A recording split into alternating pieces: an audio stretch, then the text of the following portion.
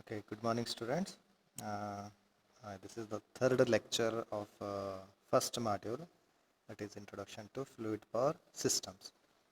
Okay, in the last lecture, we have gone through an important topic, that's Pascal's law. Okay, so we will start with the further topics in here. Okay, myself Viresh Kumar KS, working as an assistant professor in Jain Institute of Technology.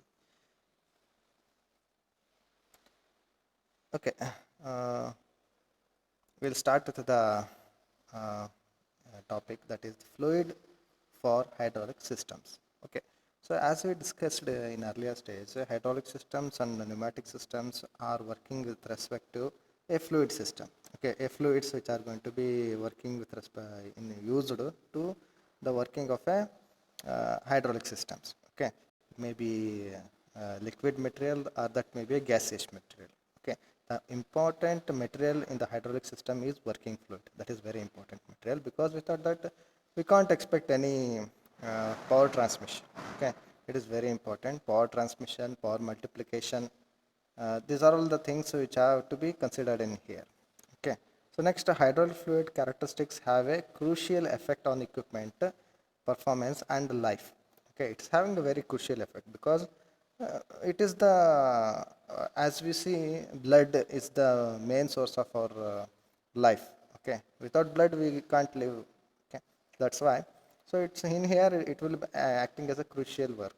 Okay, so that is a hydraulic fluid. Next, it is important to use a clean, high quality fluid in order to achieve efficient hydraulic system operations. Okay, so ಇಲ್ಲಿ ನೋಡಿ, so ನಾವು hydraulic system ಇರ್ಬೋದು ಅಥವಾ pneumatic system ಇರ್ಬೋದು, ಅದರಲ್ಲಿ ನಾವು ಒಂದು ಫ್ಲೂಯಿಡನ್ನು use ಮಾಡಲೇಬೇಕು, ಯಾಕಂದರೆ ಪವರ್ ಟ್ರಾನ್ಸ್ಮಿಷನ್ ಆಗಲೇಬೇಕು. Without power transmission we can't expect any power output. Okay, ನಮಗೇನಾದರೂ ಪವರ್ಡ್ ಔಟ್ಪುಟ್ ಬೇಕು ಅಂದರೆ ಆ ಫ್ಲೂಯಿಡ್ ಟ್ರಾನ್ಸ್ಮಿಟಿಂಗ್ ಮೀಡಿಯಾ ಬೇಕು. ಟ್ರಾನ್ಸ್ಮಿಟಿಂಗ್ ಮೀಡಿಯಾನೇ ಇಲ್ಲ ಅಂದರೆ how can we achieve the power transmission? So you can see here the diagram. So ಇಲ್ಲಿ equipments ಕೊಟ್ಟಿದ್ದಾರೆ ನೋಡಿ, ಇದು ಪಂಪು, ಇದು tank, this is valve and this is a cylinder. ಇದು ಸಿಂಪಲ್ ಆಪರೇಷನ್. ಏನಾಗ್ತಿದೆ ಅಂದರೆ, ಸೊ ಟ್ಯಾಂಕ್ನಲ್ಲಿ ಲಿಕ್ವಿಡ್ ಪ್ರೆಸೆಂಟ್ ಇದೆ. ಸೊ ಟ್ಯಾಂಕಿಂದ pump, using pump the fluid is going to be transmitted. ಪಂಪಿಂದ ಏನು ಮಾಡ್ತೀವಿ ನಾವು, ಫ್ಲೂಯಿಡನ್ನು ಎಳ್ಕೊಂಡು ನೆಕ್ಸ್ಟ್ ಸ್ಟೇಜಿಗೆ ಅದನ್ನು ಕಳಿಸ್ತೀವಿ. ಸೊ ಪಂಪ್ ಏನಾಗುತ್ತೆ, ನೆಕ್ಸ್ಟ್ ಸ್ಟೇಜಿಗೆ ಪಂಪ್ ಮಾಡುತ್ತೆ ಫ್ಲೂಯಿಡನ್ನು. ಸೊ ಇಲ್ಲಿ ನೋಡಿ, ಇಲ್ಲಿ ಒಂದು ಸಿಲಿಂಡರ್ ಇದೆ. ಆ್ಯಕ್ಚುಲಿ ಇದನ್ನು ನಾವು ವಾಲ್ವ್ ಅಂತ ಕನ್ಸಿಡರ್ ಮಾಡ್ತೀವಿ. ಇಲ್ಲಿ ಏನಾಗಿದೆ, ಓಪನಿಂಗ್ಸ್ ಇದೆ ನೋಡಿರಿ, 3 ಓಪನಿಂಗ್ ಇದೆ, ಇ ಪಿ ಎ ಅಂತ. ಸೊ ಪಿ ಮತ್ತು ಎಗೆ ಟ್ರಾನ್ಸ್ಮಿಟ್ ಆಗ್ತಿದ್ದಾಗ ಈಗ ಹೆಂಗಾಗ್ತಿದೆ, ಈ ವಾಲ್ವು ಬೈ ಯೂಸಿಂಗ್ ಪ್ಲಂಜರ್ ವರ್ಕ್ ಆಗ್ತಿದೆ. ಸೊ ಇದು ಪ್ಲಂಜರ್ ಪುಷ್ ಮಾಡಿದ ತಕ್ಷಣ ಇದು ಕೆಳಗೆ ಹೋಗುತ್ತೆ. ಈ ಸ್ಪ್ರಿಂಗ್ ಮತ್ತು ರಿಟ್ರಾಕ್ಟ್ ಆದ ತಕ್ಷಣ ಮೇಲೆ ಬರುತ್ತೆ. ಸೊ ಇಲ್ಲಿ ನೋಡಿ, ಸೊ ಈಗ ಯಾವ್ದು ಓಪನಿಂಗ್ ಇದೆ, ಇ ಮತ್ತು ಎ ಪೋರ್ಟ್ಸ್ ಓಪನ್ ಇದೆ, ಹೌದಾ? ಸೊ ಫ್ಲೂಯಿಡ್ ಈ ಥರ ಮೂವ್ ಆಗಿದೆ. ಸೊ ಇಲ್ಲಿ ಫ್ಲೂಯಿಡ್ ಏನಾಗ್ತಿದೆ, ಇಲ್ಲಿಗೆ ಬರುತ್ತೆ. ಸೊ ನೆಕ್ಸ್ಟ್, ಅಥವಾ ರಿಟರ್ನ್ ಹೋಗುತ್ತೆ. ಇಲ್ಲಿ ಏನಾಗುತ್ತೆ, ಈಗ ನೋಡಿ ಯಾರೋ ಮಾರ್ಕ್ ತೋರಿಸಿದೆ, ಫ್ಲೂಯಿಡ್ ಈ ಥರ ಬಂದು ಇಲ್ಲಿಗೆ ಫಿಲ್ ಆಗ್ತಿದೆ. ಸೊ ಫಿಲ್ ಆದ ತಕ್ಷಣ ಏನಾಗುತ್ತೆ, ಪಿಸ್ಟನ್ ಮೂವ್ ಆಗುತ್ತೆ ಮೇಲೆ. ಓಕೆ, ಸೊ ಇದು first operation. So forward movement. Next ಏನಾಗುತ್ತೆ, ಇಲ್ಲಿ ವಾಲ್ ಚೇಂಜ್ ಮಾಡಿದ ತಕ್ಷಣ ಇದು ಮತ್ತೆ ರಿಟರ್ನ್ ಬರುತ್ತೆ ಸ್ಪ್ರಿಂಗ್ ಆ್ಯಕ್ಷನಿಂದ. ಈ ಫ್ಲೂಯಿಡ್ ಎಲ್ಲ ರಿಟರ್ನ್ ಆಗಿ ಟ್ಯಾಂಕಿಗೆ ಹೋಗುತ್ತೆ, ಹೌದಾ? So like that the operation is going to takes place. Okay, ಇದು ಫ್ಲೂಯಿಡ್. ಇಲ್ಲೇನಿದೆಯಲ್ಲ, fluid is the main important part of any hydraulic system. So see, what are the ಹೈಡ್ರಾಲಿಕ್ ಸಿಸ್ಟಮ್ಸಲ್ಲಿ ಯಾವ ಫ್ಲೂಯಿಡ್ಸ್ ಯೂಸ್ ಮಾಡ್ತೀವಿ? So water is one important element. Why we are going to use? It is least expensive. Hydraulic fluid is water. Water is treated with the chemicals before being used in the fluid power system. This treatment removes the undesirable contaminants. Okay, so ಇಲ್ಲಿ ವಾಟರ್ನ use ಮಾಡ್ತೀವಿ. So ಇದು inexpensive ಇದೆ, ಅಂದರೆ ತುಂಬ ಚೀಪಾಗಿ available ಇದೆ. But ಇದನ್ನು ನಾವು ಡೈರೆಕ್ಟಾಗಿ ಯೂಸ್ ಮಾಡಲ್ಲ. ವಿ ವಿಲ್ ಟ್ರೀಟ್ ಕೆಮಿಕಲಿಂದ ಟ್ರೀಟ್ ಮಾಡ್ತೀವಿ. So then it will be useful for the operation. Next, petroleum oils. Some petroleum oils also going to be used. These are the most common among the hydraulic fluids, which are used in wide range of hydraulic applications. The characteristics of petroleum based hydraulic oils are controlled by the type of crude oil used. So ಇಲ್ಲಿ ಏನು ಮಾಡ್ತೀವಿ, petroleum ಆಯಿಲ್ಸ್ನ ತುಂಬ ಕಾಮನಾಗಿ use ಮಾಡ್ತೀವಿ. ಯಾಕಂದರೆ ಅದರಲ್ಲಿ moisture content ಕಮ್ಮಿ ಇರುತ್ತೆ, ಮತ್ತು ಸೊ ಲುಬ್ರಿಕೇಶನ್ ಪ್ರಾಪರ್ಟಿ ಚೆನ್ನಾಗಿರುತ್ತೆ. So lot of application we can expect from the petroleum oils. So next, water glycols ಅಂತ.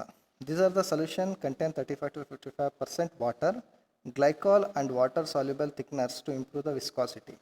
So viscosity improve ಮಾಡೋಕ್ಕೆ glycol ಇರುತ್ತೆ. So additives are also added to improve the anti-corrosion property, anti-wear property and lubricity property. So ಇವನ್ನೆಲ್ಲ improve ಮಾಡುತ್ತೆ.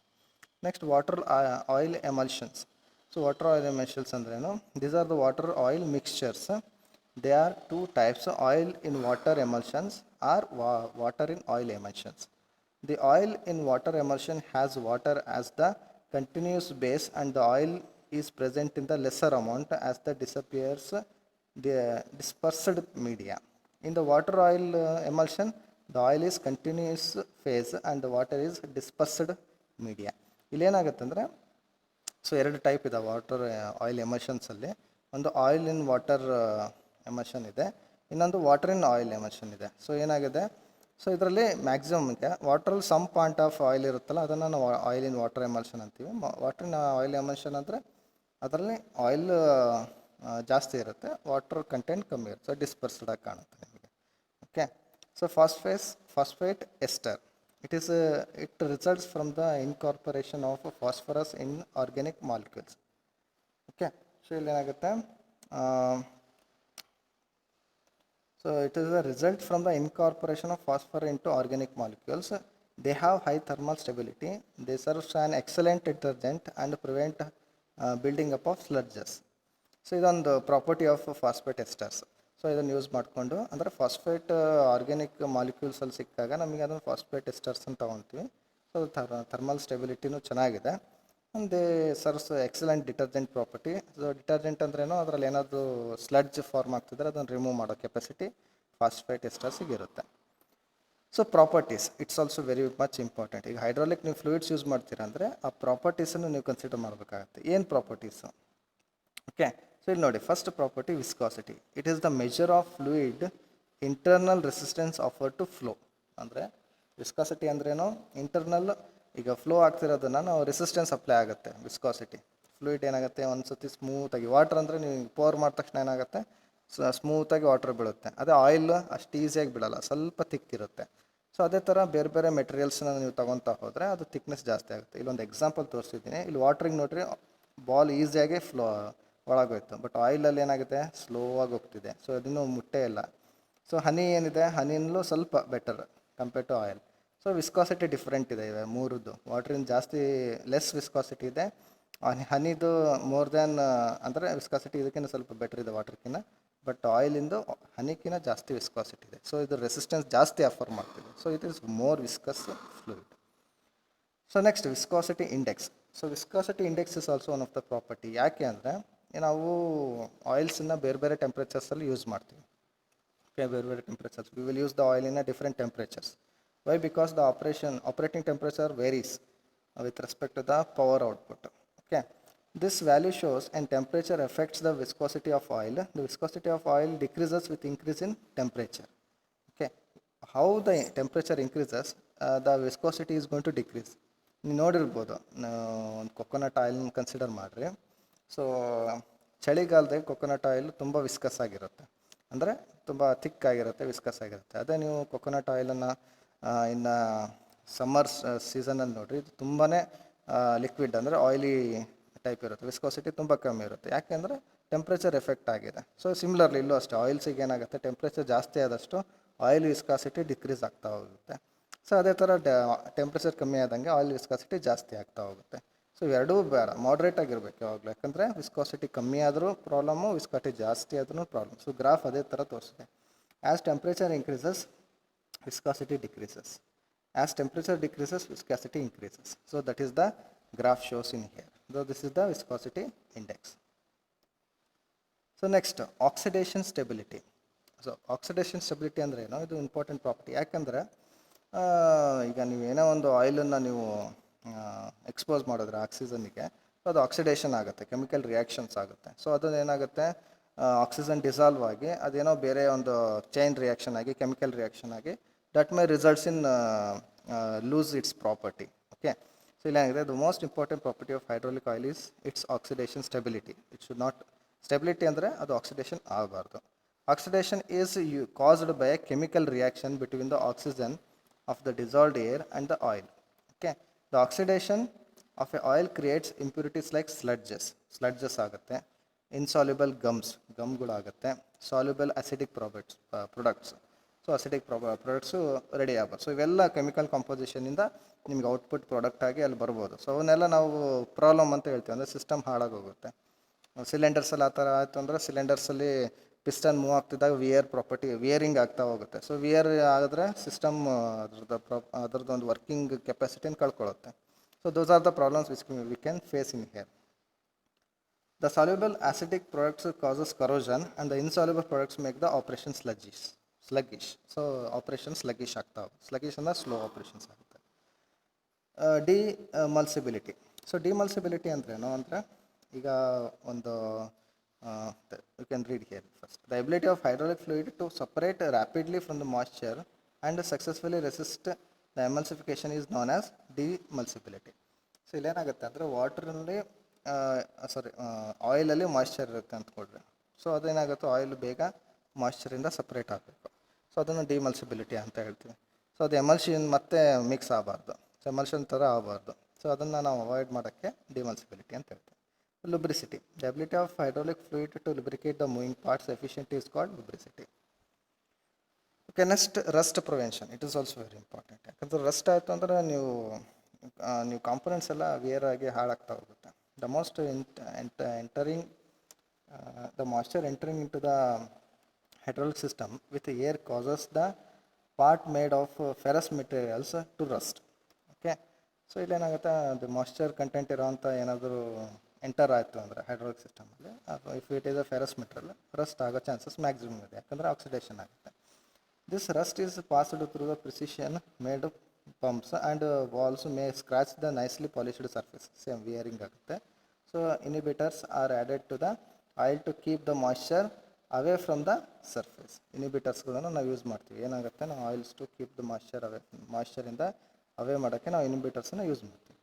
Four point. So the temperature at which the oil will clot is refer to as a pour point, ಅಥವಾ the lowest temperature which the oil is able to flow easily, that is called as pour point. ಅಂದರೆ ನೀವು ಒಂದು ಆಯಿಲನ್ನು ಈಸಿಯಾಗಿ four ಮಾಡ್ತಿದ್ದೀರಾ ಅಂದರೆ ಅದು minimum temperature, ಎಷ್ಟು ಮಿನಿಮಮ್ ಟೆಂಪ್ರೇಚರಲ್ಲಿ ಈಸಿಯಾಗಿ ಪೋರ್ ಆಗುತ್ತಲ್ಲ, ಅದನ್ನು ನಾವು ಪೋರ್ ಪಾಯಿಂಟ್ ಅಂತ ಹೇಳ್ತೀವಿ. Flash point or fire point. So flash point is a temperature at which the liquid gives off vapour in sufficient quantity to ignite the momentarily or flash when a flame is applied. So ಇಲ್ಲೇನು flash point ಅಂದ್ರೂ ಒಂದು minimum ಟೆಂಪ್ರೇಚರಲ್ಲಿ liquid vapour ಆಗಿ ಸಡನ್ನಾಗಿ fire catch ಆಗುತ್ತೆ, ಅಂದರೆ flash ಬರುತ್ತೆ. So ಅದನ್ನು flash point ಅಂತ ಹೇಳ್ತೀವಿ. So the minimum temperature at which the hydraulic fluid will catch fire and continue burning is called as fire point. ಅಂದರೆ ಒಂದು ಮಿನಿಮಮ್ ಟೆಂಪ್ರೇಚರ್ಲಿ ಆ ಫೈರನ್ನು ಕ್ಯಾಚ್ ಮಾಡಿ, ಅಂದರೆ ವೇಪರ್ ಆಗಿ ಆ ಫೈರ್ ಕ್ಯಾಚ್ ಮಾಡಿ ಕಂಟಿನ್ಯೂಸ್ ಆಗಿ ಬರ್ನ್ ಆಗುತ್ತಲ್ಲ, ಸೊ ಅದನ್ನು ಫೈರ್ ಪಾಯಿಂಟ್ ಅಂತ ಹೇಳ್ತೀವಿ. So neutralisation number. So neutralization number is a measure of acidity or alkalinity of a hydraulic fluid. So ಅದರಲ್ಲಿ ಅಸಿಡಿಟಿ ಎಷ್ಟಿದೆ, ಅಲ್ಕಲೈನ್ ಎಷ್ಟಿದೆ, ಸೊ ಅದನ್ನು ಮೆಜರ್ ಮಾಡೋಕ್ಕೆ ನಾವು ನ್ಯೂಟ್ರಲೈಸೇಷನ್ ಅಂತ ಹೇಳ್ತೀವಿ. This is refer to as pH value of a fluid. High acidity causes the oxidation rate in an oil is to increase the rapidly. High acidity causes a oxidation rate. ಆ ಥರ acidity ಜಾಸ್ತಿ ಇತ್ತು ಅಂದರೆ oxidation ಜಾಸ್ತಿ ಆಗುತ್ತೆ. Oil moisture ಜೊತೆ mix ಆಗಿ oxidation ಆಗ್ತಾ ಹೋಗುತ್ತೆ, ಆಕ್ಸಿಜನ್ ಜೊತೆ ಮಿಕ್ಸ್ ಆಗಿ. ಸೊ ಅದು ಮತ್ತೆ ನಿಮಗೆ ಲಾಸ್ಟ್ ಹೇಳಿದ್ನಲ್ಲ ಪ್ರಾಬ್ಲಮ್ಸ್ ಏನು, ರಸ್ಟ್ ಆಗ್ಬೋದು, ಸ್ಲಡ್ಜಸ್ ಫಾರ್ಮ್ ಆಗ್ಬೋದು, ಅಸಿಡಿಕ್ ಫಾರ್ಮ್ ಆಗ್ಬೋದು. ಸೊ ಇವೆಲ್ಲ ಪ್ರಾಬ್ಲಮ್ ಕ್ರಿಯೇಟ್ ಆಗ್ತಾ ಹೋಗುತ್ತೆ. Density. It is the quantity of matter contained in our unit volume of A substance. ಎಷ್ಟು ಕ್ವಾಂಟಿಟಿ ಇದೆ ಇನ್ ಯೂನಿಟ್ ವಾಲ್ಯೂಮಲ್ಲಿ, ಎಷ್ಟು ಕ್ವಾಂಟಿಟಿ ಆಫ್ ಆಯಿಲ್ ಇದೆ ಅಲ್ಲ, ಅದನ್ನು ನಾವು ಡೆನ್ಸಿಟಿ ಅಂತ ಹೇಳ್ತೀವಿ. Compressibility. All fluids are compressible to some extent. The compressibility of liquid causes a liquid to act much like a stiff spring. The coefficient of compressibility is the frictional changes in the unit volume of liquid per unit change of pressure. So ಇಲ್ಲೇನಾಗುತ್ತೆ, ಕಂಪ್ರೆಸಿಬಿಲಿಟಿಯನ್ನು ಯಾಕೆ consider ಮಾಡ್ತೀವಿ ಅಂದರೆ ಎಲ್ಲ ಲಿಕ್ವಿಡ್ಸಲ್ಲೂ ಸ್ವಲ್ಪ ಅಮೌಂಟಲ್ಲಿ compressibility ಇದ್ದೇ ಇರುತ್ತೆ, some ಅಮೌಂಟಲ್ಲಿ ಇದ್ದೇ ಇರುತ್ತೆ. ಈ ಗ್ಯಾಸಲ್ಲಿ ಅಂತೂ ತುಂಬ ಜಾಸ್ತಿ ಇರುತ್ತೆ, ಬಟ್ ಲಿಕ್ವಿಡ್ ಕನ್ಸಿಡರ್ ಮಾಡಿದ್ರೆ ಸಮ್ ಅಮೌಂಟಲ್ಲಿ ಇರುತ್ತೆ. ಸೊ ಆ ಕಂಪ್ರೆಸಿಬಿಲಿಟಿಯನ್ನು ಕನ್ಸಿಡರ್ ಮಾಡಬೇಕು. ವಿತ್ ರೆಸ್ಪೆಕ್ಟ್ ಟು ದಟ್ ನಾವು ಬೇರೆ ಅಪ್ಲಿಕೇಶನ್ಸಿಗೆ ಯೂಸ್ ಮಾಡ್ತಾ ಹೋಗ್ಬೋದು. The coefficient of compressibility is the fractional change in a unit volume of a liquid per unit change in pressure. Volume per pressure it will be consider as a compressibility. Okay, we'll see the what are the selection procedures, selection of a hydraulic fluid. So ಈಗ ನಾವು hydraulic fluids ಅಂತ ತಗೋಬೇಕು ಅಂದರೆ ಅದಕ್ಕೆ selection procedure ಏನಿದೆ, ಏನೇನು criteria ನಾವು consider ಮಾಡ್ತೀವಿ. Okay, a hydraulic fluid has to be has the following four primary functions. There are the following four primary functions which have to be achieved by the fluids. Transmit power, transmit ಮಾಡಬೇಕು, ಯಾಕಂದರೆ ನೀವು ಅದನ್ನು ಫ್ಲೂಯಿಡ್ಸನ್ನು ತೊಗೊಂಡಿರೋದೇ ಅದರ transmitting property ಇರೋದ್ರಿಂದ it can easily transmit the pressure from one point to another point without diminishing. ಹೌದಾ? So ಆ ಪ್ರಾಪರ್ಟಿ ಇರೋದಕ್ಕೆ ತಾನೇ ನಾವು ತೊಗೊಂಡಿರೋದು ಆ ಫ್ಲೂಯಿಡ್ಸನ್ನು. So that's why transmitting power is the important selection criteria in here. Lubricate the moving parts. So moving ಪಾರ್ಟ್ಸನ್ನ lubricate ಮಾಡಬೇಕು, ಅದನ್ನು ಇಂಪಾರ್ಟೆಂಟ್ ಪ್ರಾಪರ್ಟಿ. ಯಾಕಂದರೆ ಮೂವಿಂಗ್ ಪಾರ್ಟ್ಸ್ ಲುಬ್ರಿಕೇಟ್ ಆದಷ್ಟು ಸಿಸ್ಟಮ್ ಸ್ಮೂತಾಗಿ ರನ್ ಆಗುತ್ತೆ. Seal clearance between the mating points. So seal clearance between the mating points ಅಂದರೆ ನಾವು seal ಮೆಟೀರಿಯಲ್ನ use ಮಾಡಬೇಕು. ಅಂದರೆ ಮೆಟೀರಿಯಲ್ ಯೂಸ್ ಮಾಡಲ್ಲ, ಈ ಲಿಕ್ವಿಡೇ ಸೀಲ್ ಮೆಟೀರಿಯಲ್ ಆಗಿ ವರ್ಕ್ ಆಗುತ್ತೆ. ಯಾಕಂದರೆ ನಾವು ಫ್ಲೂಯಿಡ್ ಸೀಲಿಂಗ್ ಥರ ಆ್ಯಕ್ಟ್ ಆಗುತ್ತೆ. ಓಕೆ, ಬೇರೆ ಮೇಟಿಂಗ್ ಪಾರ್ಟ್ಸ್ ಹತ್ರ ಈಗ ಆಯಿಲ್ ಬಂತು ಅಂದರೆ, ಈಗ ಪಿಸ್ಟನ್ ಇರುತ್ತೆ, ಪಿಸ್ಟನ್ ಹೆಡ್ಡಿಗೆ ಅದು ಬಂದು ಹಿಟ್ ಮಾಡೋಕ್ಕಿಂತ ಮುಂಚೆ ಒಂದು ಆಯಿಲ್ ಲೇಯರ್ ಬಂದಿರುತ್ತೆ. ಸೊ ಅದೇನಾಗುತ್ತೆ, ಸೀಲ್ ಥರ ಆ್ಯಕ್ಟ್ ಆಗುತ್ತೆ. ಸೊ ಅದು ಸೀಲ್ ಥರ ಆ್ಯಕ್ಟ್ ಆಗಿರೋದ್ರಿಂದ ಆ ಸರ್ಫೇಸ್ ಅಲ್ಲಿ ಅಂದರೆ ಪಿಸ್ಟನ್ನಿಂದ ಕಪ್ ಇರುತ್ತಲ್ಲ, ಪಿಸ್ಟನ್ ಹೆಡ್ ಇರುತ್ತಲ್ಲ, ಅದು ಕಪ್ಪಿಗೆ ಕೊಲೈಡ್ ಆಗೋದನ್ನು ಅವಾಯ್ಡ್ ಮಾಡೋಕ್ಕೆ will use this seal clearance. ಅಂದರೆ ಸೀಲ್ ಕ್ಲಿಯರೆನ್ಸ್ ಯಾವುದು? ಆಯಿಲೇ. The oil itself act as a seal clearance material. Dissipate heat, ಇದು ಅಷ್ಟೇ ಇಂಪಾರ್ಟೆಂಟ್. ಈಗೇನಾಗುತ್ತೆ, ಸಿಸ್ಟಮಲ್ಲಿ ತುಂಬ ಹೊತ್ತು ವರ್ಕಿಂಗ್ ಆಗ್ತಾ ಇದ್ದಾಗ ಹೀಟ್ ಡೆವಲಪ್ ಆಗ್ತಾ ಇರುತ್ತೆ. There is the heat develop take place in the system because of the working of the moving parts of a mechanical system. So that should be removed. Okay, that heat should be removed. So the oil which is flowing inside, that will take away that fluid and it will be send it to the tank. Okay, ಅಥವಾ ಕೂಲರ್ಸಿಗೆ send ಮಾಡ್ಬೋದು. So like that, these are the four very important parameters which are considered for the selection of hydraulic fluids. So ಅದನ್ನು ಬಿಟ್ಟು including those four parameters, we have another 11 parameters which have to be considered. Good lubricity, it should be good lubricity. Ideal viscosity should be maintained. Chemical stability should be there. Capability with the system materials should have the better capability. Compatibility, not capability. Compatibility with the system materials means it should not chemically reaction, not make any chemical reaction. High degree of incompressibility. So degree of incompressibility should be high, so that it can transmit the pressure without any decrease in whatever the amount of pressure. Fire resistant, so it should have fire resistance. Good heat transfer capability, it should have the heat transfer capability. Low density, so density should be low. So if the more density is considered, then it is difficult to move the fluid from one point to another point. So it is very difficult. So the low density metals can be easily transmitted from one point to another. Foam resistance, it should not create any foam like material when it is in operating condition. Okay, non-toxicity, okay, there should not be any toxic material present in the fluids that may leads to improper operation of a system. Low volatility, so volatility is a property of material. When it is exposed to the normal temperature, it will be turned into the vapor condition. So that volatility should not be there. Okay, so it should be as preserve its property with its whatever the liquid state without changing, and in the operation condition give the better operation. So next, the effect of temperature and pressure on the hydraulic fluid. So it is very important. I have explained in the last graph. The graph ಅಲ್ಲಿ ತೋರಿಸಿದ್ದೀನಿ ನಿಮಗೆ effect ಏನಾಗುತ್ತೆ temperature. So ಇಲ್ಲಿ ಏನಾಗುತ್ತೆ, pressure ಏನಾಗುತ್ತೆ, pressure ಯಾವ ಥರ changes ಆಗುತ್ತೆ. Viscosity is the most important property of hydraulic fluid. Temperature has an adverse effect on viscosity of the hydraulic oil. We have studied that. Hence, it has been seen that the operating temperature of a hydraulic system is kept at a reasonable constant level. So operating temperature should be maintained proper. Otherwise, there will be a tremendous loss in system which will reduce the overall efficiency. So ಏನಾಗುತ್ತೆ, ನೀವು ಏನಾದರೂ temperature, operating ಟೆಂಪ್ರೇಚರ್ನ ಒಂದು controlled ಲೆವೆಲಲ್ಲಿ ಇಟ್ಕೊಂಡಿಲ್ಲ ಅಂದರೆ viscosity ಕಮ್ಮಿ ಆಗ್ತಾ ಹೋಗುತ್ತೆ. Viscosity ಕಮ್ಮಿ ಆಯಿತು ಅಥವಾ ವಿಸ್ಕಾಸಿಟಿ ಜಾಸ್ತಿ ಆಗ್ಬೋದು. ಸೊ ಆಗ ಏನಾಗುತ್ತೆ, ನಿಮಗೆ ಆಪ್ರೇಟಿಂಗ್ ಕಂಡೀಷನ್ ಏನಿದೆಯಲ್ಲ ಅಥವಾ ಆಪ್ರೇಷನ್ ಸಿಸ್ಟಮ್ ಏನಿದೆಯಲ್ಲ ಅದು ಅದರದ್ದೊಂದು ಕೆಪಬಿಲಿಟಿನ ಲೂಸ್ ಮಾಡ್ತಾ ಹೋಗುತ್ತೆ, ಎಫಿಷಿಯನ್ಸಿ ಲೂಸ್ ಆಗುತ್ತೆ. ಸೊ ಹಾಗಾಗಿ ಓವರಾಲ್ ಎಫಿಷಿಯನ್ಸಿಗೂ ಅದು ಎಫೆಕ್ಟ್ ಆಗ್ತಾ ಹೋಗುತ್ತೆ. So that is the effect of temperature on the viscosity. ಈ hydraulic fluids that is too viscous. So ಇಲ್ಲೇನಾಗುತ್ತೆ, ಈಗ ಟೆಂಪ್ರೇಚರ್ ಕಮ್ಮಿ ಆಯಿತು ಅಂದರೆ ವಿಸ್ಕಾಸಿಟಿ ಜಾಸ್ತಿ ಆಗುತ್ತೆ. ಟು ವಿಸ್ಕಸ್ ಇತ್ತು ಅಂದರೆ hydraulic fluids that is too viscous generate more friction. So ಏನಾಗುತ್ತೆ, ತುಂಬ ವಿಸ್ಕಸ್ ಇರೋ ನೀವು ಲಿಕ್ವಿಡ್ ಯೂಸ್ ಮಾಡಿದ್ರಿ ಸಿಸ್ಟಮ್ಸಲ್ಲಿ ಅಂದರೆ, ಸೊ ಅಲ್ಲಿ it will difficult to move from one point to another, ಒಂದು ಪಾಯಿಂಟಿಂದ ಅನದರ್ ಪಾಯಿಂಟಿಗೆ ಮೂವ್ ಆಗ್ತಾನೆ ತುಂಬ ಡಿಫಿಕಲ್ಟಿ ಫೀಲ್ ಆಗುತ್ತೆ ಆ ಲಿಕ್ವಿಡ್ಗೆ. ಅಲ್ಲಿ ಫ್ರಿಕ್ಷನ್ ಕ್ರಿಯೇಟ್ ಆಗುತ್ತೆ. ಫ್ರಿಕ್ಷನ್ ಎಲ್ಲಿ ಕ್ರಿಯೇಟ್ ಆಗುತ್ತೆ, between the surfaces. So surfaces of cylinder, surfaces of pipe, houses, okay, walls, ಅಲ್ಲೇನಾಗುತ್ತೆ ಫ್ರಿಕ್ಷನ್ ಕ್ರಿಯೇಟ್ ಆಗಿ ಆ್ಯಂಡ್ ಹೀಟ್ ಡೆವಲಪ್ ಆಗುತ್ತೆ and usually causes high pressure drop. So ಆಗೇನಾಗುತ್ತೆ, ಇಷ್ಟೇ ಫ್ರಿಕ್ಷನ್ ಇಲ್ಲಿ ಮುಂಚೆನೇ ಅದು ಎಕ್ಸ್ಪೀರಿಯನ್ಸ್ ಮಾಡ್ತು ಅಂದರೆ ಅದು ಔಟ್ಪುಟ್ಟಲ್ಲಿ ಏನಿದೆ ಪ್ರೆಷರ್ ಡ್ರಾಪ್ ಆಗಿಬಿಡುತ್ತೆ, ಅಲ್ಲಿ ಪ್ರೆಷರ್ ರೀಚೇ ಆಗಲ್ಲ. So that is a pressure drop which we can observe.